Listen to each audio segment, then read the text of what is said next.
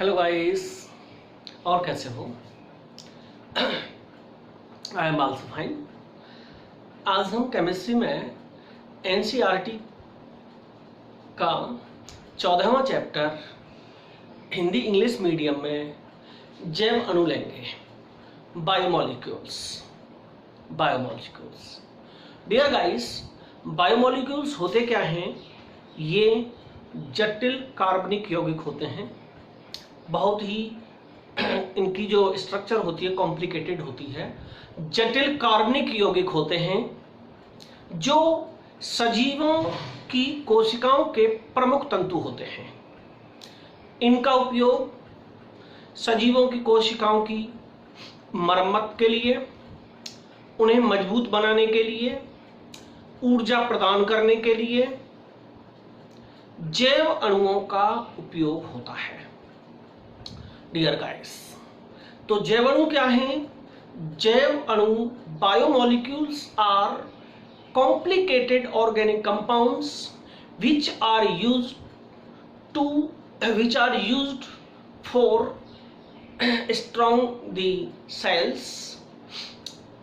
तो ये सारे के सारे सेल्स को मजबूत करते हैं, उसकी क्षतिपूर्ति करते हैं, उसे मजबूत करते हैं और सजीवों को जो बॉडी स्ट्रक्चर है उसके निर्माण में भाग लेते हैं, ऊर्जा प्रदान करते हैं। ये सारे के सारे काम होते हैं इनके। ये प्रत्येक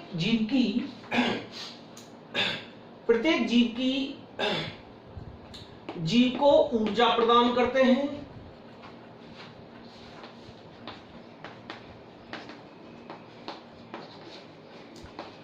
तो डियर गाइस, क्षतिपूर्ति करते हैं, मरम्मत करते हैं, कोशिका का निर्माण करते हैं।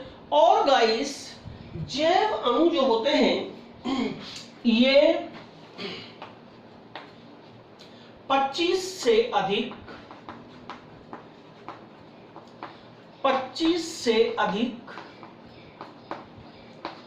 तत्वों से मिलकर बने होते हैं। जो जैव अणु है 25 से अधिक तत्वों से मिलकर बने हुए हैं। इनकी जो प्रकृति होती है कार्बनिक होती है। इनके निर्माण में, जैव अणुओं के निर्माण में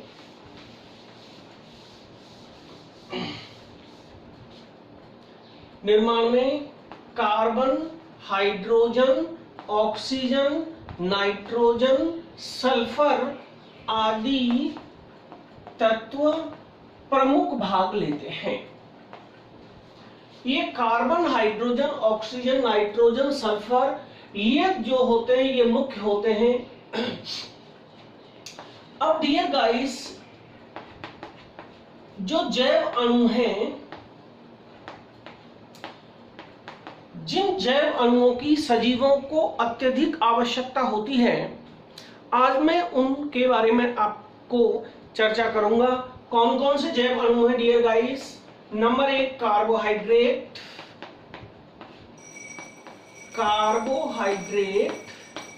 दूसरा वसा। तीसरा होता है प्रोटीन। चौथा होता है अमीनो अम्ल। अमीनो अम्ल होता है डियर गाइस विटामिन, न्यूक्लिक अम्ल और vitamins. Dear guys, carbohydrate,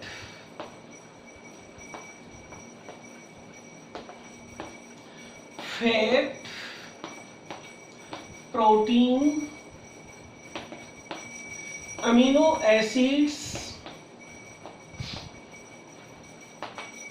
nucleic acid, RNA और जो डीएनए होते हैं, एंड विटामिन्स। ये डियर गाइस, ये प्रमुख अमीनो अम्ल हैं, प्रमुख जैव अणु हैं। जैव अणु क्या होते हैं? जैव अणु जटिल कार्बनिक यौगिक होते हैं जो सजीवों की कोशिकाओं के प्रमुख तंतुओं का निर्माण करते हैं। ये कोशिका की मरम्मत करते हैं, क्षतिपूर्ति करते हैं और शरीर को ऊर्जा प्रदान करते हैं। इनके बहुत सारे कार्य हैं, आप जानते भी हैं। तो first we take dear guys carbohydrate. सबसे पहले हम कार्बोहाइड्रेट को लेते हैं। तो कार्बोहाइड्रेट क्या होता है, आज का जो हमारा टॉपिक होगा गाइस कार्बोहाइड्रेट होगा। सबसे पहला जैव अणु है कार्बोहाइड्रेट।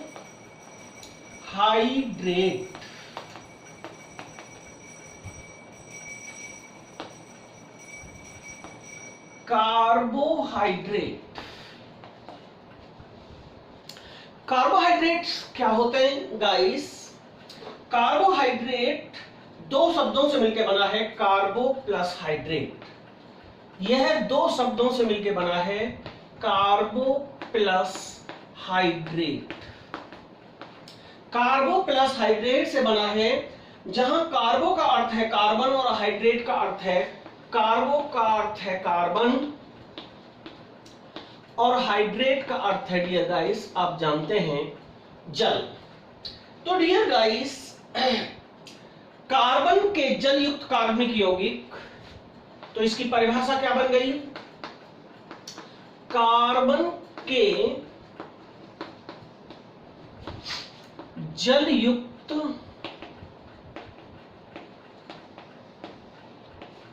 कार्बनिक यौगिक, कार्बन के जलयुक्त कार्बनिक यौगिक कार्बोहाइड्रेट कहलाते हैं।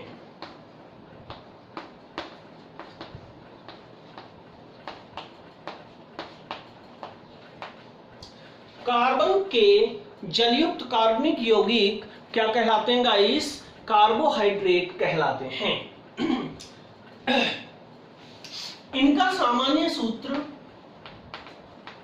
इनका जो जनरल फॉर्मूला होता है, इनका सामान्य सूत्र CxH2OY होता है। कार्बोहाइड्रेट का सामान्य सूत्र याद रखेंगे, CxH2OY होता है। अभी मैंने क्या कहा था?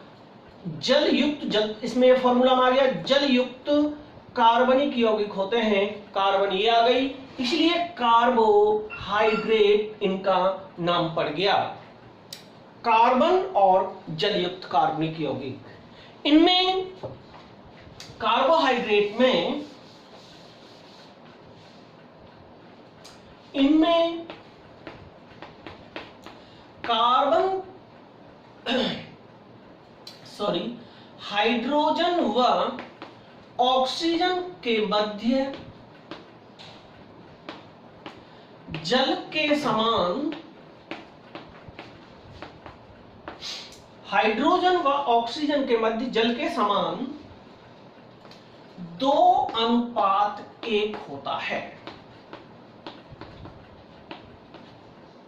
जैसे आप जल में देख रहे हैं, H2O में देख रहे हैं, हाइड्रोजन दो अणु है, हाइड्रोजन परमाणु दो मिलकर एक बना है, और ऑक्सीजन एक है, हाइड्रोजन दो हैं, तो इसमें 2:1 है। तो उसी प्रकार से जितने भी कार्बोहाइड्रेट होते हैं उनमें जल के समान 2:1 होता है। समझ में आ गई ना बात? जल के समान क्या होता है बेटा? 2:1 होता, हाइड्रोजन और ऑक्सीजन के मध्य अनुपात। देखिए, जैसे एग्जांपल देखिए, C6H12O6, इन दोनों में रेशियो देखिए, 6 दूनी 12, 2:1 हो गया कि नहीं हो गया?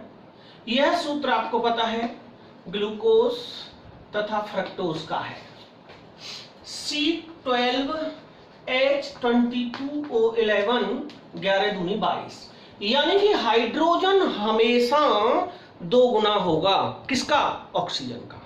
किसमें? कार्बोहाइड्रेट्स में। कार्बोहाइड्रेट्स में क्या होगा guys? Hydrogen is just double two oxygen. तो डियर गाइस, ये था कार्बोहाइड्रेट की डेफिनेशन।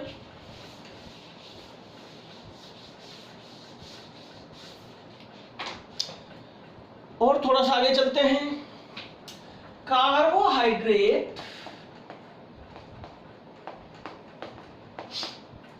जल अपघटन से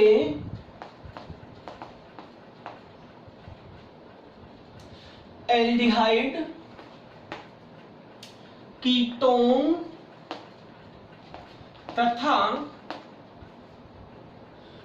पॉलीहाइड्रोक्सी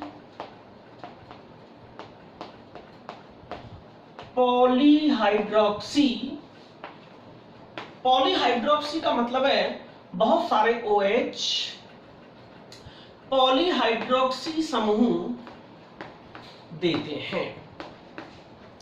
यानी इसका मतलब ये है कि जब इनका एल्डिहाइड्स का जलगठन करते हैं, हाइड्रोलाइसिस करते हैं, तो एल्डिहाइड कीटोन और बहुत सारे अल्कोहल्स बनते हैं। तो ये क्या है, ये मैंने आपको बता दिया। अब इसमें जो मैंने अभी फॉर्मूला बताया था उसमें 2 एक्सेप्शन भी हैं, 2 अपवाद भी हैं। कुछ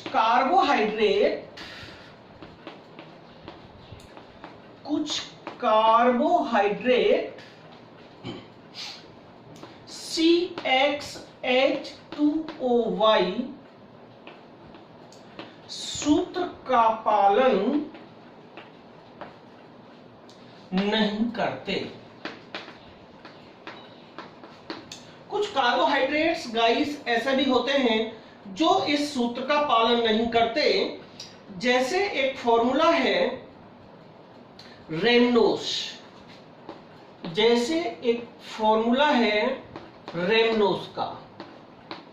रेमनोस का सूत्र होता है C6H12O5 C6H12O5। तो डियर गाइस 5 दूनी 12 नहीं होता, 5 दूनी क्या नहीं होता, 12 नहीं होता, 5 दूनी 10 होता है। तो रेमनोस कार्बोहाइड्रेट है लेकिन इसमें 2 गुना जल के समान नहीं है, पहला एक्सेप्शन। दूसरा एक्सेप्शन देखिए, कुछ कार्बोहाइड्रेट ऐसे होते हैं गाइस जो उस सूत्र का, कुछ कार्बनिक यौगिक ऐसे भी होते हैं गाइस जो उस सूत्र का पालन तो करते हैं परंतु कार्बोहाइड्रेट नहीं होते। तो दूसरा अपवाद देखिए, कुछ ऑर्गेनिक कंपाउंड्स CxH2OY सूत्र से बने होते हैं परंतु कार्बोहाइड्रेट नहीं होते।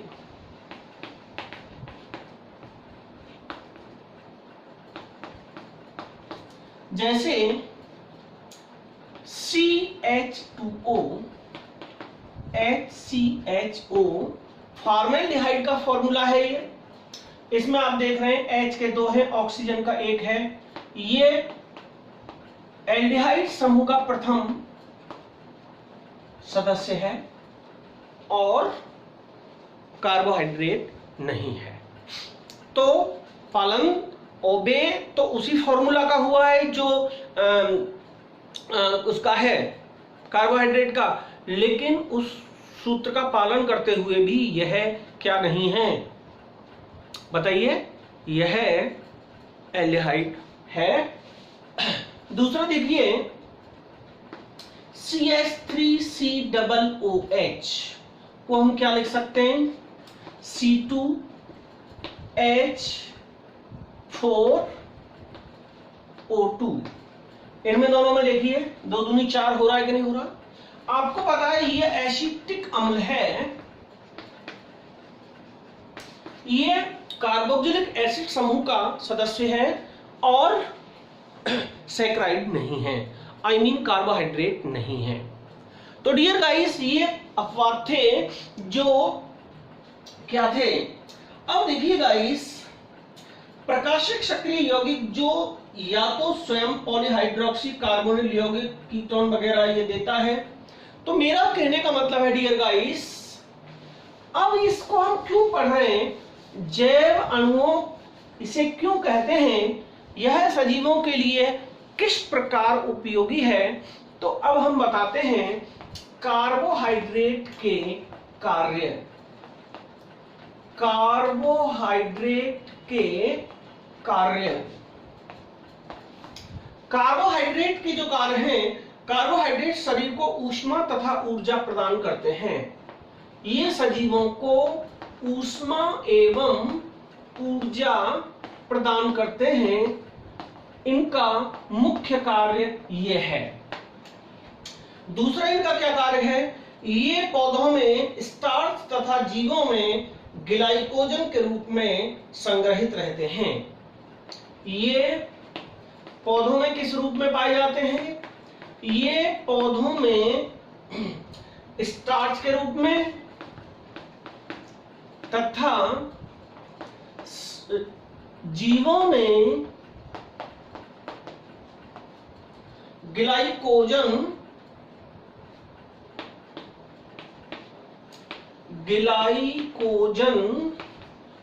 के रूप में पाए जाते हैं। स्टार्च आप जानते हैं मंड होता है। पौधों में कौन सा कार्बोहाइड्रेट पाया जाता है गाइस? ये स्टार्च पाया जाता है। पादपों का कंकाल का निर्माण करता है। ये पादपों के कंकाल स्केलेटन का निर्माण करते हैं। और नंबर 4, ये कोशिका झिल्ली का निर्माण करते हैं। सजीवों में सभी सजीवों की जो कोशिका झिल्ली होती है, कोशिका झिल्ली का निर्माण करते हैं। ये इस कार्बोहाइड्रेट के प्रमुख कार्य हैं। 4 कार्बोहाइड्रेट्स के ये प्रमुख 4 कार्य हैं। इसके बाद में आता है गाइस कार्बोहाइड्रेट का वर्गीकरण।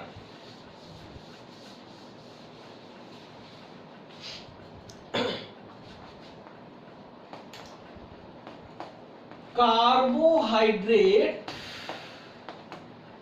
का वर्गीकरण। Classification of carbohydrates. कार्बोहाइड्रेट्स को 2 प्रकार से बांटा गया है। तो देखिए, मैं इसका संक्षेप में पहले वर्णन कर रहा हूं। Carbohydrate divided into 2 main parts. The first one is शर्करा, इसे कहते हैं sugars. And second one is अशर्करा, इसे कहते हैं नॉन सुगर्स। पहला था शर्करा और वो था जो अशर्करा होता है, इसी को डिवाइड किया गया है पॉलीसैकेराइड में। इसको पॉलीसैकेराइड में डिवाइड किया गया है। सुगर्स को 2 भागों में इस प्रकार से डिवाइड किया गया है, मोनोसैकेराइड और ओलिगोसैकेराइड। मोनोसैकेराइड और दूसरा है ओलिगोसैकेराइड।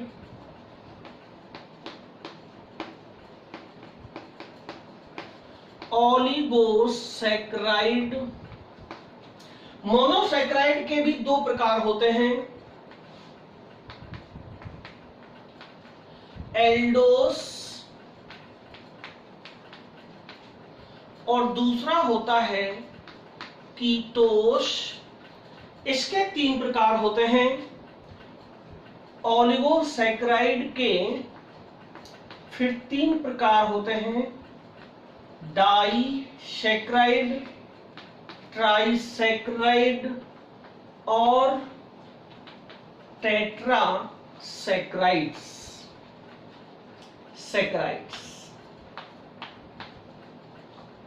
तो डियर गाइस, याद रखें, इसके कार्बोहाइड्रेट्स को 2 भागों में बांटा गया है। नंबर 1 शर्करा, ये स्वाद में मीठे होते हैं, इनको सुगर्स कहते हैं। अशर्करा नॉन सुगर्स होते हैं, ये पॉलीसैकेराइड होते हैं। अब शर्करा जो होते हैं वो 2 प्रकार के होते हैं शर्करा। Number 1 monosaccharide, number 2 oligosaccharide. Monosaccharide को 2 भागों में बांटा गया है, एक एल्डोस और दूसरा कीटोस। ओलिगोसैकेराइड को 3 भागों में बांटा गया है, डाइसैकेराइड, ट्राइसैकेराइड, टेट्रासैकेराइड। ओके गाइस, ये इसका क्लासिफिकेशन है, समझ में आ गया होगा। ये कार्बोहाइड्रेट का क्लासिफिकेशन है, आप समझ गए होंगे। तो डियर गाइस, सबसे पहले हम शर्करा को लेते हैं। First we take sugars. Sugars क्या होते हैं? नंबर 1 शर्करा, सुगर्स।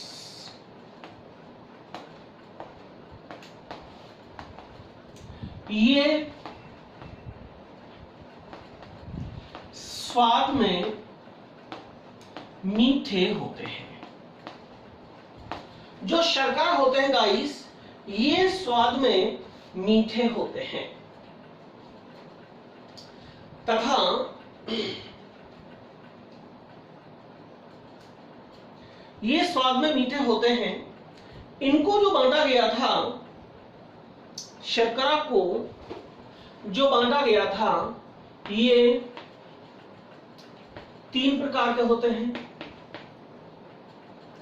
मुख्य तो पहले 2 ही प्रकार के थे, 2 प्रकार के होते हैं।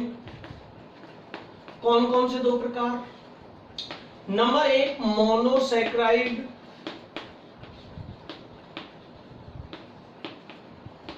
मोनोसैकेराइड लेता हूं पहले। मोनोसैकेराइड क्या होते हैं गाइस? ये कार्बोहाइड्रेट जिनका जल अपघटन नहीं होता। जिन कार्बोहाइड्रेट्स का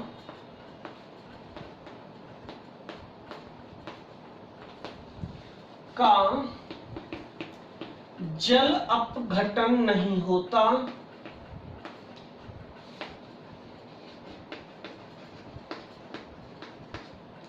वे मोनोसैकेराइड या सरल कार्बोहाइड्रेट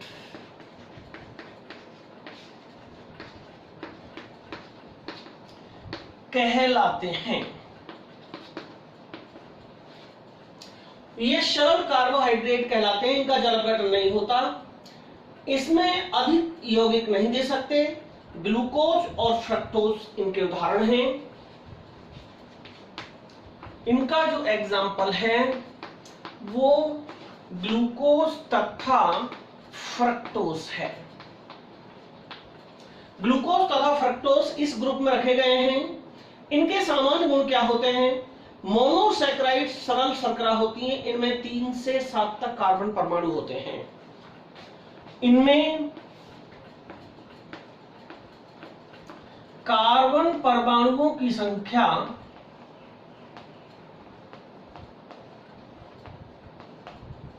3 से 7 तक होती है। 3 से लेकर 7 तक होती है। ये प्रायः क्रिस्टलीय होते हैं, ठोस होते हैं, मीठे होते हैं। इनका जो सामान्य गुण है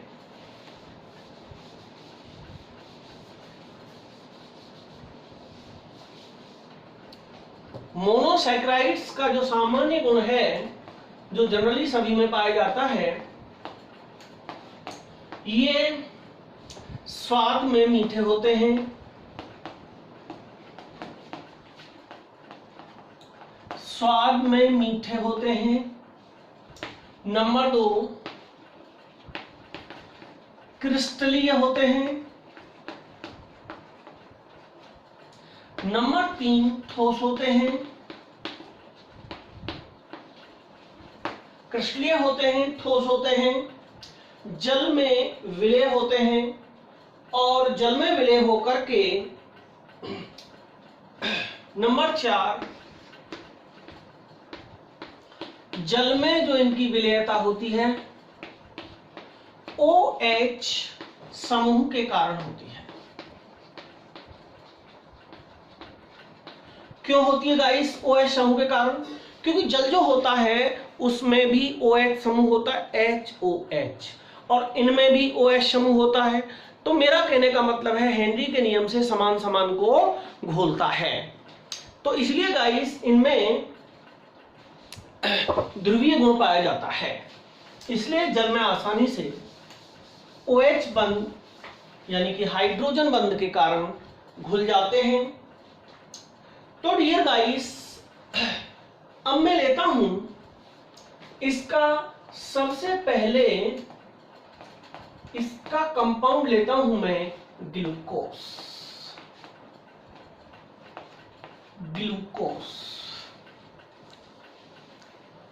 ग्लूकोज क्या होता है गाइस? ग्लूकोज क्या होता है? इसमें एक एल्डिहाइड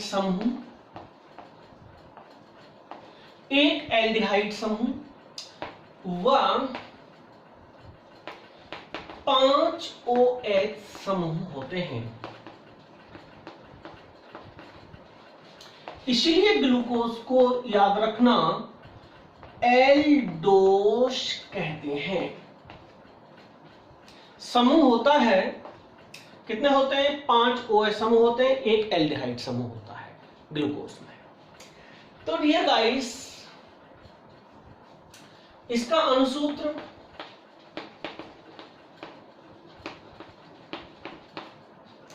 C6H12O6 होता है। C6H12O6 होता है। जो मोनोसैकेराइड था वो दो प्रकार का था, एक एल्डोस और एक फ्रक्टोस। तो यहां अब मैं कौन सा ले रहा हूं? एल्डोस लिया है पहले। तो डियर गाइस, C6H12O6 होता है। अब देखिए, यह स्वाद में मीठा होता है,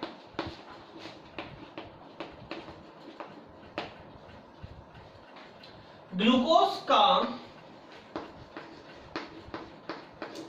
अणुसूत्र को मैं देखिए किस तरीके से कन्वर्ट कर रहा हूं। CHOH का होल 4 CH2OH, एक एल्डिहाइड समूह, OH के एल्कोहल के 4 समूह ये रहे, एक OH ये रहा। ये इसका CHOH का होल 4 CH2OH, इसका ये स्ट्रक्चरल फॉर्मूला होता है। इसको हम इस तरीके से भी लिख सकते हैं,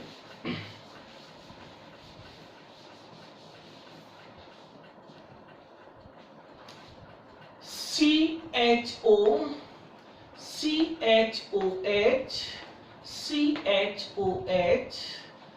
CHOH 1 2 3 4 CH2OH, इसी को कहा गया था अभी CHOH का whole 4 CH2OH। This is the structural formula of glucose. इसमें आप क्या देख रहे हैं? एक ऊपर एल्डिहाइड समूह है, एक एल्डिहाइड तथा 5 OH समूह इसमें आपको दिखाई दे रहे हैं। ये ग्लूकोज है गाइस, क्योंकि इसमें एल्डिहाइड का क्रियात्मक समूह होता है, इसलिए इसको एल्डोस भी कहते हैं। यह प्रमुख मोनोसैकेराइड है। अब देखिए दूसरा लेते हैं, जैसे हम फ्रक्टोज। ग्लूकोज और फ्रक्टोज दोनों का फॉर्मूला वही है, C6H12O6, फॉर्मूला दोनों का वही है। इसमें अंतर क्या है गाइस? इसमें एक कीटोन होता है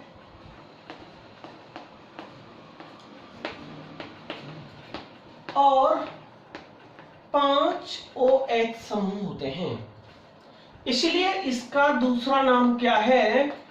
कीटोस भी है। इसीलिए इसको कीटोस भी कहते हैं, क्योंकि इसमें कीटोन का समूह होता है। अब देखिए, इसका जब हम स्ट्रक्चरल फॉर्मूला बनाते हैं, CH2OH C double bond O CHOH का होल थ्राइस CH2OH। कार्बन गिने इसमें कितने हैं? 3 कार्बन ये रहे, 4 5 और 1 6, कार्बन 6 हैं। हाइड्रोजन गिने 2 और 1 3 और 6 9 और 3 12। ऑक्सीजन गिने 1 ऑक्सीजन 2 ऑक्सीजन 3 ऑक्सीजन 3 ऑक्सीजन और 1 4 ऑक्सीजन। तो गाइस 6 ऑक्सीजन होनी चाहिए थी, 1 ऑक्सीजन 2 ऑक्सीजन 3 ऑक्सीजन और 3 6 ऑक्सीजन। इसमें ये जो देख रहे हैं आप, ये वाला जो समूह देख रहे हैं, ये CO है कीटोन का, और बाकी इसमें OH उतने ही हैं, 1 OH 3 OH 3 और 1 4 और 1 5। तो अंतर केवल इतना है, इसमें एल्डिहाइड समूह नहीं होता, इसमें कीटोन का समूह होता है, इसलिए इसे कीटोस भी कहते हैं। इन दोनों में फर्क केवल इतना है, इसमें कीटोन समूह होता है और उसमें कौन सा समूह होता है? एल्डिहाइड समूह होता है। तो डियर गाइस, ग्लूकोज का निर्माण कैसे होता है? ग्लूकोज का निर्माण कैसे होता है? बड़ा सिंपल सिस्टम है। ग्लूकोज का निर्माण कैसे होता है? ग्लूकोज को 2 प्रमुख विधियों से बनाया जाता है। नंबर 1, ग्लूकोज का निर्माण इसे 2 विधियों से बनाया जाता है। नंबर 1, सुक्रोज से। सुक्रोज को क्या करते हैं गाइस? सुक्रोज को अम्लीय माध्यम में जल अपघटन कराते हैं। C12H22O11 इसका जल अपघटन कराते हैं अम्लीय माध्यम में, H2SO4 या कोई भी। तो एक बनता है मुख्य पदार्थ C6H12O6 plus C6H12O6। This is glucose and this is fructose. तो डियर गाइस, याद रखें, सुक्रोज का जब कराते हैं तो ग्लूकोज तथा फ्रक्टोज समान मात्रा में प्राप्त होते हैं। और दूसरा जो बनता है वो स्टार्च से बनता है। स्टार्च से निर्माण कैसे करते हैं? स्टार्च एक पॉलीसैकेराइड है। स्टार्च को जब 393 केल्विन ताप पर अम्लीय माध्यम में हीट करते हैं, 393 केल्विन ताप पर गर्म करते हैं, इसका सूत्र होता है C6H10O5 का whole n। It is the formula of starch. इसको इतने ही समान मात्रा में जल अपघटन कराया अम्लीय माध्यम में, तो हमें केवल ग्लूकोज प्राप्त होता है NC6H12O6। इस प्रक्रिया में फ्रक्टोज प्राप्त नहीं होता। इस प्रक्रिया में केवल और केवल ग्लूकोज प्राप्त होता है। तो डियर गाइस, ये था ग्लूकोज का निर्माण। अब देखिए, ये हो गया हमारा ग्लूकोज का निर्माण, आपकी समझ में आ गया होगा। अब हम लेते हैं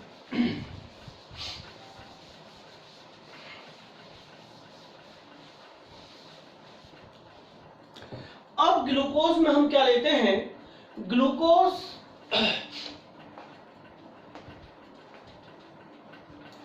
ग्लूकोज के रासायनिक गुण।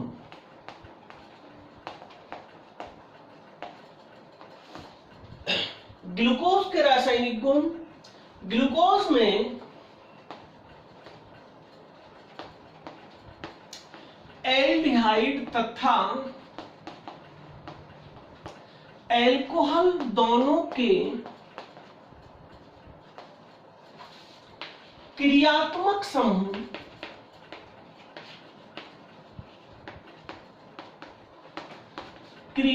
समूह पाए जाते हैं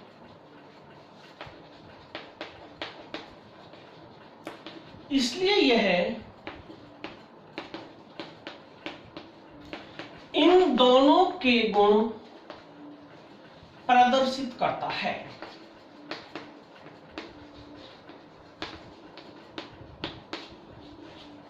एल्कोहल में ग्लूकोज में गाइस एल्डिहाइड समूह भी होता है, कीटोन समूह भी होता है, इसलिए यह इन दोनों के गुण प्रदर्शित करता है। सबसे पहले मैं लेता हूं एल्डिहाइड समूह के गुण। नंबर फर्स्ट, एल्डिहाइड समूह की अभिक्रियाएं कौन से गुण देता है ये? एल्कोहल में एल्डिहाइड समूह की कौन कौन सी अभिक्रियाएं होती हैं? इन अभिक्रियाओं में गाइस क्या होता है? एल्डिहाइड समूह परिवर्तित हो जाता है। Number A, sodium amalgam, NaHG को कहते हैं sodium amalgam, NaHG, sodium amalgam तथा जल से अभिक्रिया।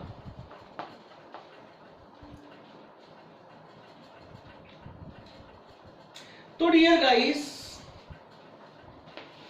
ये दोनों इस अभिक्रिया में आपको याद रखना है उत्प्रेरक का कार्य करते हैं और इस अभिक्रिया में अपचयन होता है। याद रखना, हाइड्रोजन जुड़ता है। बच्चे यही मिस्टेक कराते हैं, NaHG से क्रिया करने लगते हैं तो प्रॉब्लम हो जाती है। NaHG सोडियम अमलगम और H2O यहां एज ए कैटलिस्ट काम करते हैं, रिएक्शन होती है हाइड्रोजन से। तो डियर गाइस, इस अभिक्रिया में बनता कौन है? इस अभिक्रिया में सॉर्बिटॉल बनता है। क्या बनता है इस अभिक्रिया में? सॉर्बिटॉल बनता है। देखिए कैसे होती है रिएक्शन। CHO CHOH का होल 4 CH2OH, इस अभिक्रिया में H2 जोड़ दीजिए, NaHG और H2O लिख दीजिए ऊपर। अब क्या होगा गाइस? क्योंकि मैंने अभी आपसे कहा था कि इस अभिक्रिया में ये एल्डिहाइड समूह की अभिक्रिया है, तो केवल और केवल इस H2 के द्वारा CHO समूह का परिवर्तन हो जाएगा। तो यहां क्या हो जाएगा? CH2, एक H यहां जाएगा, एक H यहां जाएगा और OH समूह अपरिवर्तित रहेगा। ये जो फॉर्मूला है ये सॉर्बिटॉल का है। सॉर्बिटॉल निर्मित हो गया। आप देख रहे हैं इस H2 के द्वारा CHO का परिवर्तन हो गया है, इसलिए यह अभिक्रिया एल्डिहाइड समूह की अभिक्रिया कहलाती है। इस अभिक्रिया पर आप नजर मार लें। दूसरी अभिक्रिया देखिए, इसमें एल्डिहाइड समूह की अभिक्रियाओं में आती है ऑक्सीकरण। नंबर बी, ऑक्सीकरण। ऑक्सीडेशन में क्या होता है गाइस? ये जो ऑक्सीकरण होता है कई प्रकार से होता है। ये जो ऑक्सीकरण होता है यह कई प्रकार से होता है। यह ऑक्सीकरण सांद्र HNO3 और ब्रोमीन जल ऑक्सीकरण, यह क्रिया फेहलिंग विलयन,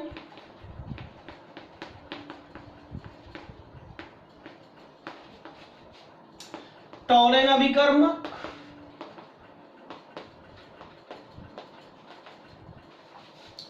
ब्रोमीन जल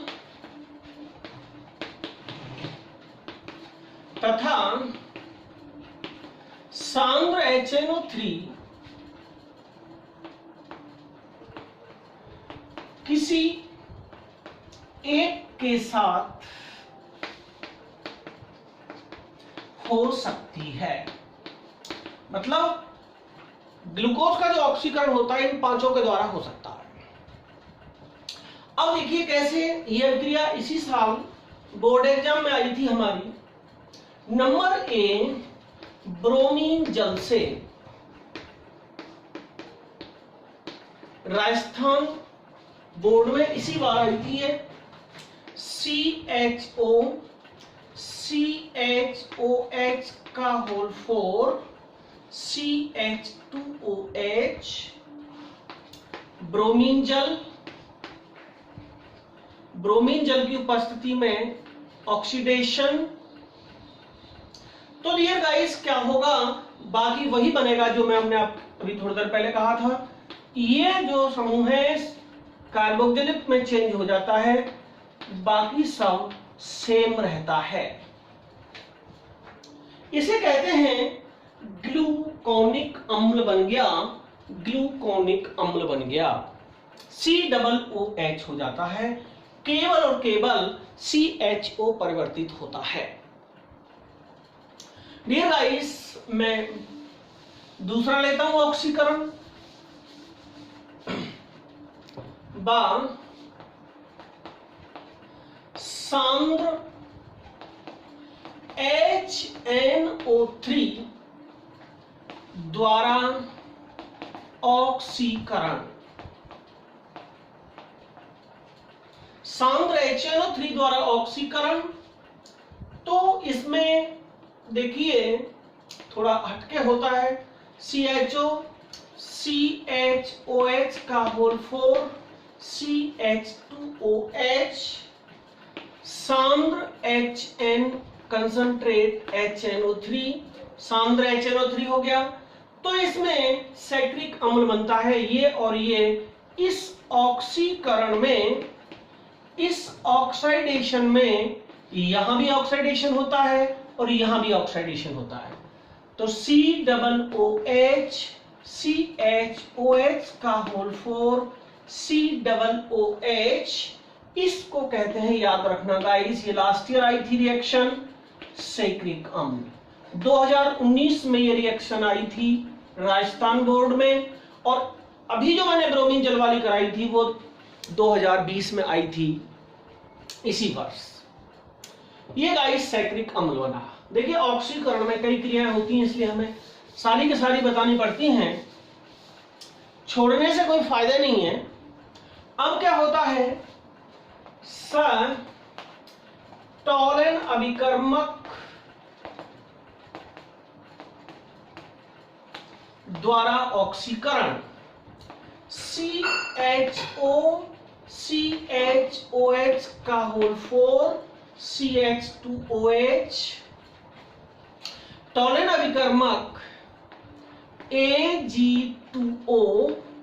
टॉलन अभिकर्मक की जब बात होती है तो AG2O क्रिया करता है, ये O यहां चला जाएगा, COOH CHOH का होल 4 CH2OH।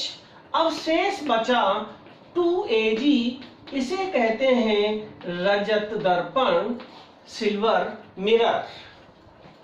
ये बन गया ग्लूकोनिक एसिड और रजत दर्पण।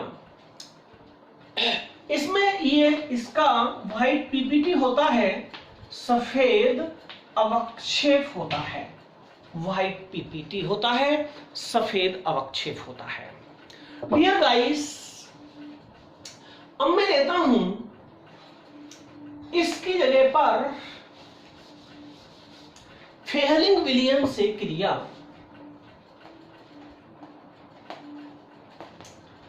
फेहलिंग विलियम से क्रिया, फेहलिंग विलियम से क्रिया में होता है 2CO। तो क्या होगा, यहां Cu2O लाल अवक्षेप प्राप्त हो जाता है और एक ऑक्सीजन यहां जो है ग्लूकोनिक अम्ल बनाती है। वही अभिक्रिया होती है सेम टॉलन में, और उसमें इसमें लाल अवक्षेप प्राप्त होता है, उसमें प्राप्त होता है। अब लेता हूं मैं सफेद अवक्षेप।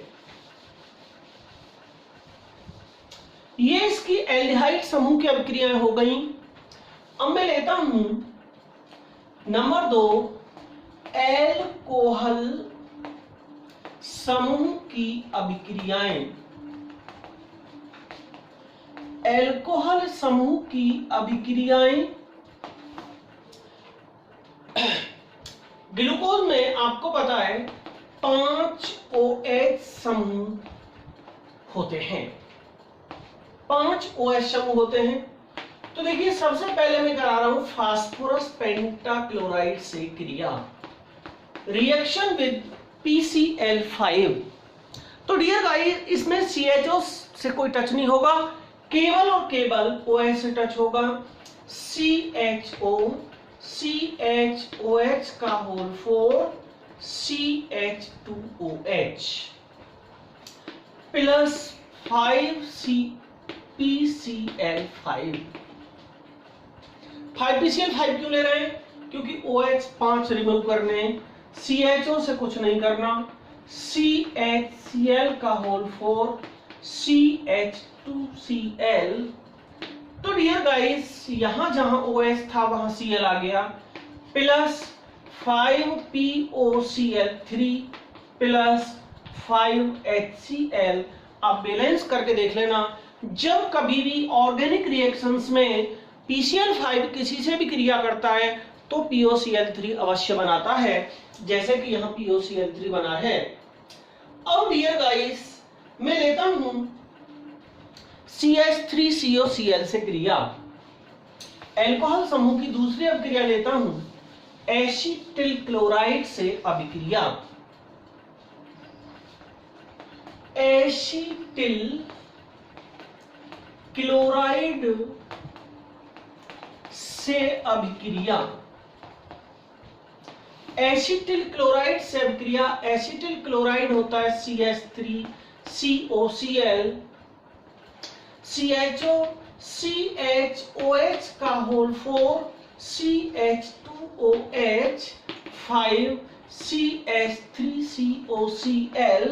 तो क्या होगा, CHO तो अनचेंज रहेगा, यहां CHO COCH3 का होल 4 हो जाएगा, और यहां CH2OCOCH3 हो जाएगा।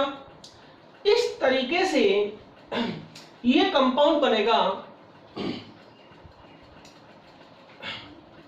पेंटा एसिटोग्लूकोज, पेंटा एसिटोग्लूकोज, और इसमें से HCl निकल जाएंगे। इस अभिक्रिया में HCl भी निकल जाएंगे। इसके बाद में हम लेते हैं ग्लूकोज की चक्रीय संरचना। ग्लूकोज की हार्वर्ड संरचना, चक्रीय संरचना बहुत काफी फेमस है, एग्जाम में बहुत बार आती है। ग्लूकोज की जो संरचना हम लेते हैं,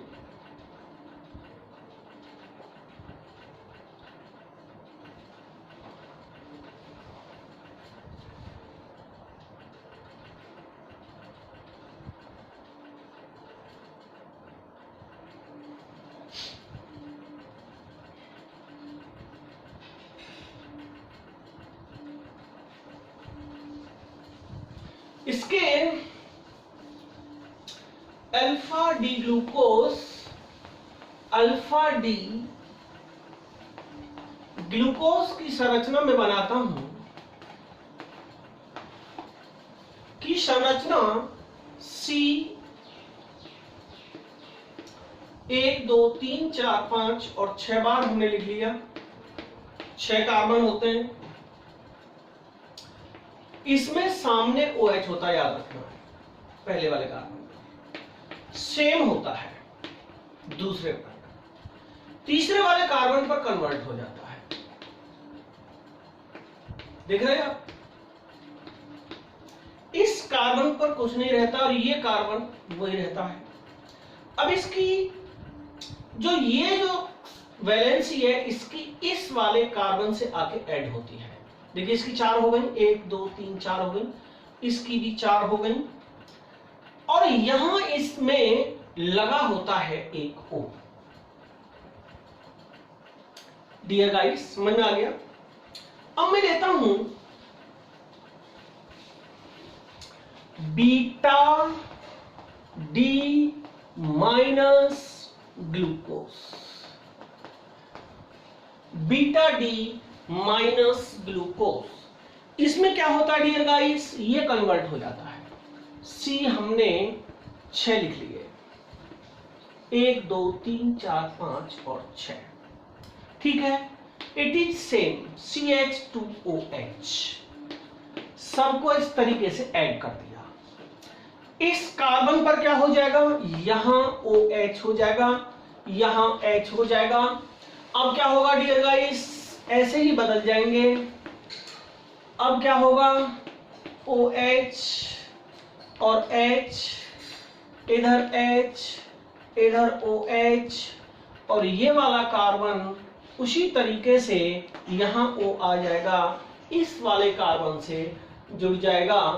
तो कहने का मतलब है एल्डिहाइड समूह CHO C5 पर उपस्थित OH के साथ जुड़ जाता है। इसका ये जो है, इसमें एल्डिहाइड समूह C5 पर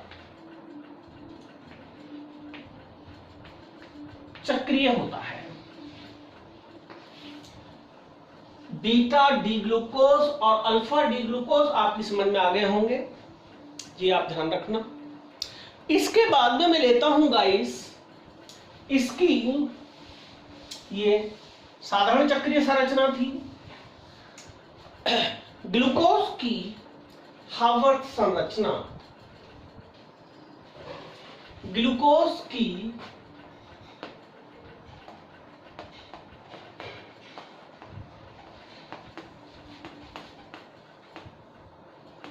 हार्वर्ड संरचना वेरी इंपॉर्टेंट है। ये ग्लूकोज की हार्वर्ड संरचना अल्फा और बीटा दोनों कंडीशंस में बनती है। तो देखिए इसमें पाइरेन टाइप संरचना होती है। देखिए इस तरीके से पाइरेन टाइप संरचना बना लेंगे।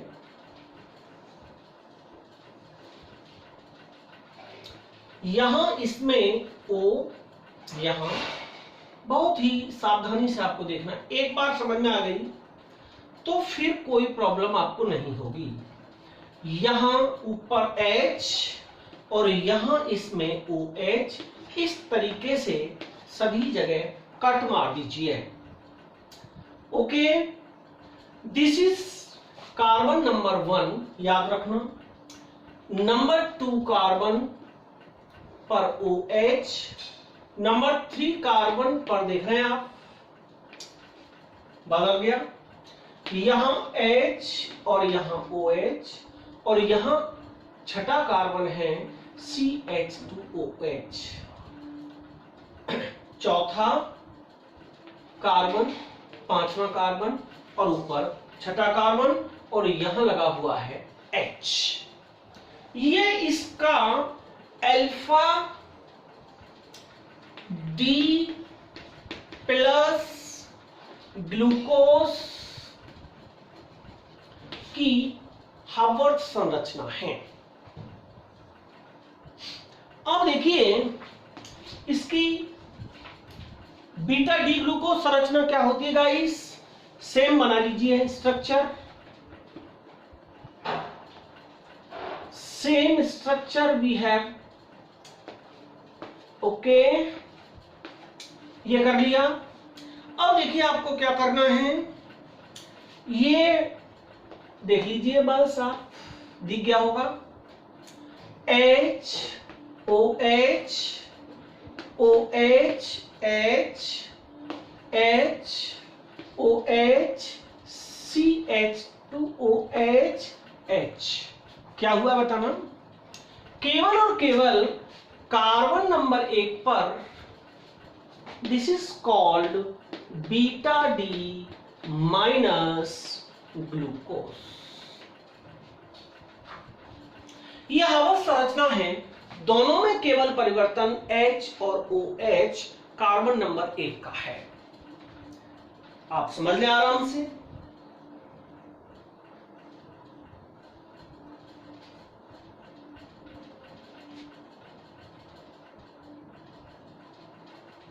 ये दोनों आपस में अल्फा बीटा एनोमर समावेगी होते हैं। ये दोनों एक दूसरे के एनोमर समावेगी होते हैं। अब ये एनोमर क्या होता है मैं अभी आपको बताता हूं। अल्फा और बीटा स्ट्रक्चर में कार्बन नंबर 1 पर H और OH का परिवर्तन हुआ है, तो अतः ग्लूकोज में कार्बन नंबर 1 एनोमरी कार्बन कहलाता है। ओके, ग्लूकोज में कार्बन नंबर 1 जो हावर्त स्ट्रक्चर में है, जहां H और OH का परिवर्तन हुआ है, उसी को एनोमरी कार्बन कहते हैं। ओके गाइस, ये इसकी हावर्त संरचना है। और ये जो कार्बन है, ये वाला जो कार्बन है कार्बन नंबर 1, ये एनोमर कार्बन है। इधर भी ये एनोमर कार्बन है। तो डियर गाइस, ये आपकी समझ में आ गई होंगी। ग्लूकोज की स्ट्रक्चर्स हैं। इसके बाद में गाइस आता है fructose.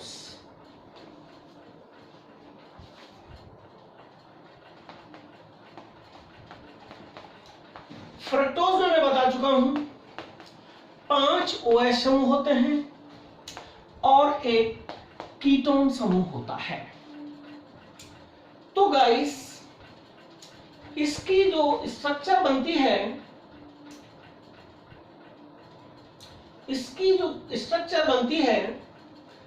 CH2OH C11O CH OH COH H COH H and CH2OH.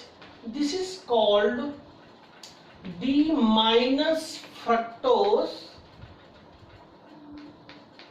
ये इसकी खुली श्रृंखला है फ्रक्टोज, और ये खुली श्रृंखला है COH।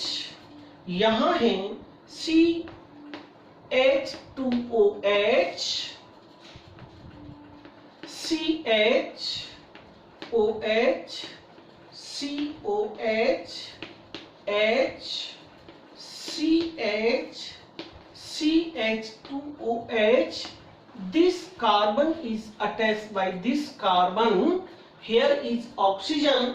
इसकी यह अल्फा डी माइनस फ्रक्टोज की वलय संरचना है। ये इसकी वलय संरचना है। डियर गाइस, मैं फ्रक्टोज की हावर्त संरचना आपको बताता हूं। इसकी फ्रक्टोज की हावर्त संरचना भी अभी आपको बताता हूं।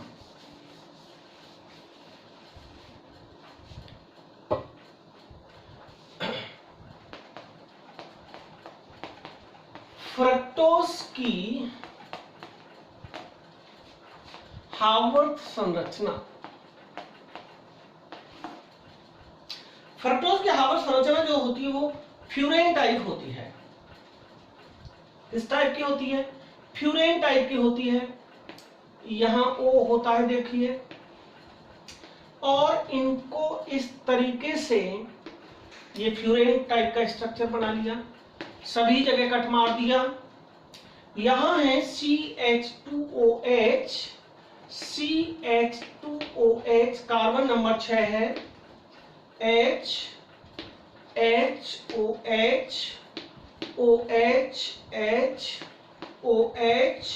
CH2OH।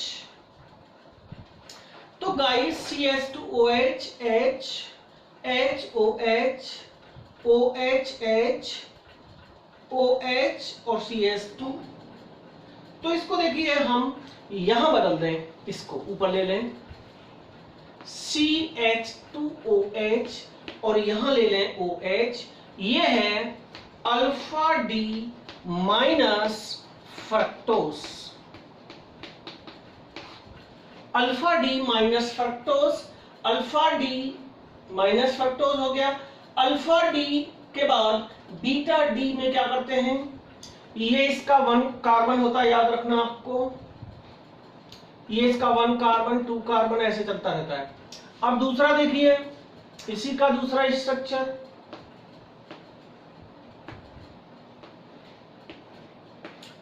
ये इस तरीके से हमने क्रॉस कर दिया।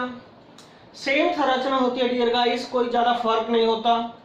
CH2OH यहां आपको पता है H होगा, यहां H, यहां OH, यहां OH, यहां H, यहां OH, यहां CH2OH और यह है बीटा डी माइनस फ्रक्टोज।